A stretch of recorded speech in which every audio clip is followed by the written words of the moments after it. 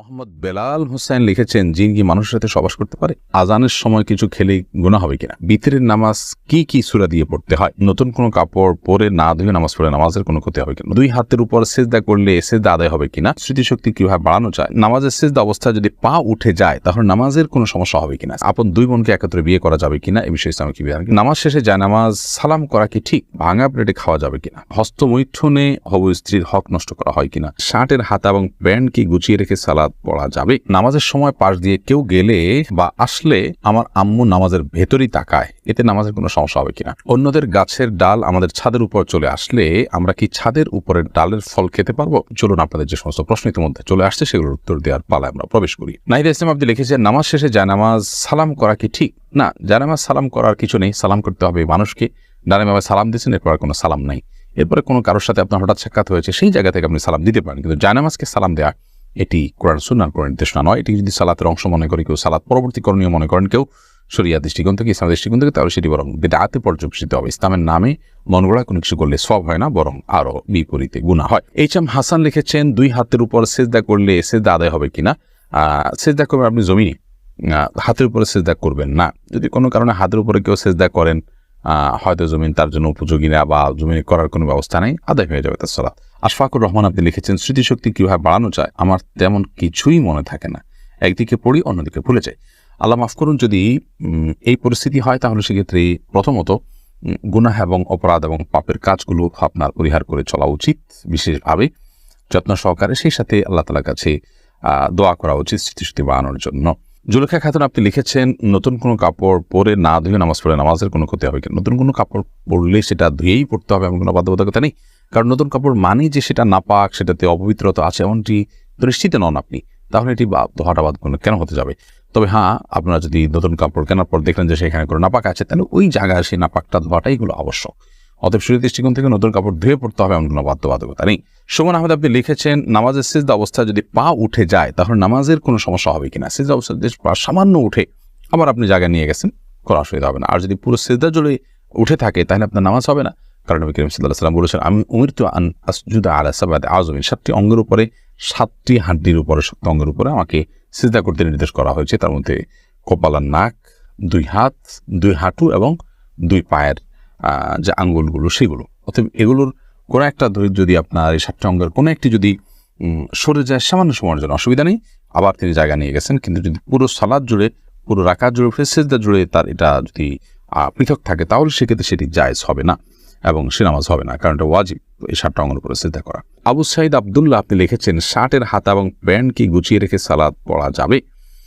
শার্টের হাতা এবং প্যান্ট গুছিয়ে সালাত আদায় করা মাকরুহ, নবী করিম সাল্লাল্লাহু আলাইহি ওয়াসাল্লাম নিষেধ করেছেন এটি, এই জন্য এটা ছেড়ে সালাত আদায় করতে হবে। তবে হ্যাঁ, প্যান্টের বিষয়টা হলো, সেটা যদি কেউ টাকনুন নিচে পড়ে যায়, সেটা থেকে বাঁচার জন্য গোছান, তার সেটা জায়েজ আছে, কিন্তু সেটা সালাতে শুধু না, বরং সবসময় এরকম রাখতে হবে। মোহাম্মদ আব্দুর রাকিব আপনি লিখেছেন, হস্তমৈথুনে হবু স্ত্রীর হক নষ্ট করা হয় কিনা? এটি আপনার স্বাস্থ্য নষ্ট হয়, আপনি নিজের হক নিজে নষ্ট করছেন, নিজের আমল নষ্ট করছেন, এবং এর মাধ্যমে যদি আপনার যৌন শক্তি কমে যায় সেক্ষেত্রে আপনি স্ত্রীর হক নষ্ট করছেন। অবশ্যই সেজন্য এটি নাজায়েজ এবং গুনাহের কথা, হারাম। আব্দুল্লাহ জুবাইর তাসিন আপনি লিখেছেন, অন্যদের গাছের ডাল আমাদের ছাদের উপর চলে আসলে আমরা কি ছাদের উপরের ডালের ফল খেতে পারবো? না, আপনার ছাদের উপরে ডাল চলে আসছে দেখে আপনার জন্য ফল হালাল হয়ে যাবে না। তবে আপনি সেই ব্যক্তিকে রিকোয়েস্ট করতে পারেন এবং দাবি তুলতে পারেন যেন আপনার জায়গা থেকে গাছের ডালটা সরায় নেওয়া হয়, এবং যদি আপনার কোনো অসুবিধা না হয় আপনি ছাড় দিতে পারেন, কিন্তু আপনি এর ফল খেতে হলে অবশ্যই মালিকের অনুমতি আপনাকে নিতে হবে। আপনার এখানে চলে আসতে দেখেই আপনি কিন্তু মালিক হয়ে যাননি। ফয়সাল আহমেদ আপনি লিখেছেন, টিকটিকি দেখলে কি মারতেই হবে? প্রয়োজনে কি খুঁজে মারতে হবে? বিষয়টা নিয়ে খুব দ্বিধাদ্বন্দ্বে আছি, জানাবেন প্লিজ। না, খুঁজেই আপনাকে মারতে হবে এমন কিছু, এমন কোনো বাধ্যবাধকতা নেই, বরং আপনার চোখে পড়েছে, উপদ্রব করে আপনি মারবেন, কিন্তু এটার জন্য আপনি খুঁজে বেড়াবেন, এটার পিছিয়ে ঘুরে বেড়াবেন, আপনার অনুসন্ধান করে বেড়াবেন, এই কথা হাদিসে বলা হয়নি। প্রজাপতি রিয়ালি থেকে আপনি লিখেছেন, ভাঙা প্লেটে খাওয়া যাবে কিনা? ভাঙা প্লেটে খাওয়া যাবে, কোনো অসুবিধা নেই। ভাঙা আয়নায় মাথা চেহারা দেখা যাবে, সেটাতে কোনো অসুবিধা নেই। আমরা অনেকে মনে করি ভাঙা প্লেটে খাওয়া যাবে না, ভাঙা আয়নায় চেহারা দেখা যাবে না, এটা নিছকই আমাদের সামাজিক কুসংস্কার। ভাঙা প্লেটে ভাঙা অংশে জীবাণু থাকতে পারে, সেজন্য আপনি ওইটাতে খেলে অস্বাস্থ্যকর হতে পারে, সেটা তো আপনার একান্ত স্বাস্থ্যগত বিষয়, বাট সেটাও তো নিশ্চিত নয়। বিধায় ভাঙা প্লেটে খেলে যে গুনাহ হয়ে যাবে বা নাজায়েজ হবে, সেরকম নয়, এবং ভাঙা আয়নায় হচ্ছে চেহারা দেখলে কোনো অসুবিধা হবে না। তন্নি আইডি থেকে আপনি লিখেছেন, নামাজের সময় পাশ দিয়ে কেউ গেলে বা আসলে আমার আম্মু নামাজের ভেতরেই তাকায়, এতে নামাজের কোনো সমস্যা হবে কিনা? না, অবশ্যই তার দিকে তাকানো উচিত নয়, কারণ সালাতরত অবস্থায় কেউ যাচ্ছে তার দিকে আপনি তাকানোটা আপনার সালাতের যে খুশু এবং ক্ষুদ্র তার বরখেলাফ হয়। বাট যেটি করা উচিত সেটি হলো নবী আলাইহিস সালাম বলেছেন, তোমার সালাতের সামনে যদি কেউ যায় তাহলে সেক্ষেত্রে তাকে বাধা দাও। কোনো বর্ণনা আছে তাকে তার সাথে লড়াই লিপ্ত হয়, কারণ সে শয়তান, কারণ সে তোমার মনোযোগকে নষ্ট করছে, তোমার সালাতের এরিয়ার মধ্যে এসে সে তোমার দৃষ্টিকে আকর্ষণ করে ফেলছে এবং মনোযোগে ব্যাঘাত সৃষ্টি করছে। এই জন্য তাকে বাধা দিতে বলা হয়েছে। সেই বাধার অংশ হিসাবে এরকম হাত দিয়ে তাকে ইশারা দিয়ে দেওয়া যেতে পারে যদি সে টেন না পায়। আর এর বাইরে তার দিকে তাকিয়ে থাকলে তো কোনো লাভ নাই, বিধায় তাকিয়ে নিজের সালাতের মনোযোগ নষ্ট করার তো কোনো যৌক্তিকতা নেই, বিধায় আপনার আম্মাকে বলতে হবে এই কাজটি করা যাবে না। রাইসানি আপনি লিখেছেন, আজানের সময় কিছু খেলে গুনাহ হবে কিনা? আজানের সময় কোনো কিছু খেলে কোনো গুনাহ হবে না। আমরা অনেকে মনে করি আজানের সময় কিছু খাওয়া পান করা যাবে না, এটা করা যাবে না, ওটা করা যাবে না। আপনি যে কোনো কাজ করতে পারেন, টয়লেটে থাকলে আপনি টয়লেটে কাজও সারতে পারেন। তবে আপনি যখন টয়লেটে নাই, পবিত্র জায়গায় আছেন বা স্বাভাবিক অবস্থা আছেন, তখন আপনি আজান শুনলে আজানের জবাব দেওয়ার চেষ্টা করবেন।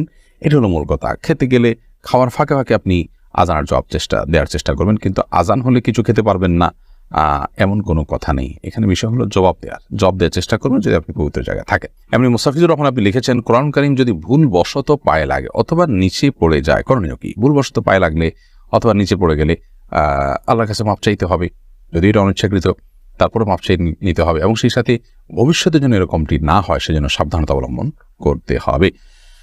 এর কারণে আপনার বিশেষ কোনো কাফারা নাই।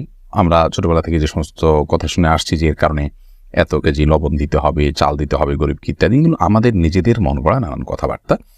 মূলত যদি পড়ে যায়, ইচ্ছাকৃত নয় বরং ভুলে পড়ে গেছে, তাহলে সেক্ষেত্রে সেটার কারণে আপনার বিশেষ কোনো করণীয় নাই, সামনে থেকে সাবধানতা অবলম্বন করতে হবে, এবং যেটি হয়ে গেছে আল্লাহ কোরআনের প্রতি অনিচ্ছাকৃত, তার জন্য আল্লাহর কাছে মাপ চাইতে হবে। মোহাম্মদ আরিফ রহমান আপনি লিখেছেন, আপন দুই বোনকে একত্রে বিয়ে করা যাবে কিনা? এই বিষয়ে ইসলামিক বিধানকে সম্পূর্ণ হারাম। আপন দুই বোনকে একসাথে বিয়ে করা যাবে না, এমনকি পৃথক করে বিয়ে করা যাবে না। এক বোন স্ত্রী থাকার সময় অন্য বোনকে বিয়ে করা যাবে না, অর্থাৎ এট এ টাইম দুজন বোন কারোর স্ত্রী হতে পারেন না, এটি হারাম।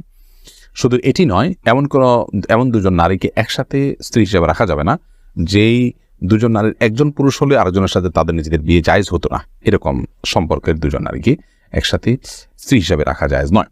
হ্যাঁ, একজনকে বিয়ে করেছেন, তার সাথে বিচ্ছেদ হলো বা তিনি মারা গেলেন, তারপর অন্যজনকে বিয়ে করেছেন, তারপর সেটি জায়েজ আছে।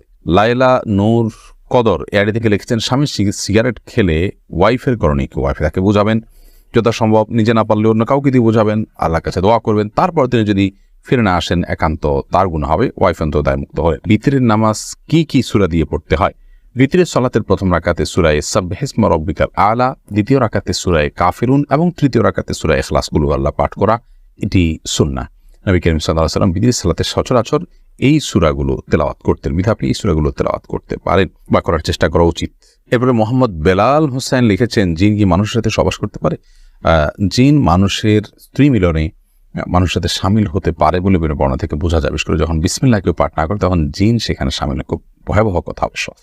তো এই জন্য মুসলমান সব ক্ষেত্রেই, শুধু এটি নয়, আপনার খাওয়া দাওয়াতে জিন সামিল হতে পারে, ঘুমের সময়, বাসা প্রবেশের সময় তার সাথে প্রবেশ করতে পারে। তো এই জন্য বাসা প্রবেশের সময়, খাওয়ার পান করার সময় এবং স্ত্রী মিলনের সময় সবগুলোতে বিসমিল্লাহ বলতে হয়। বিসমিল্লাহ বললে শয়তান আর সেখানে অংশগ্রহণের কোনো সুযোগ পায় না।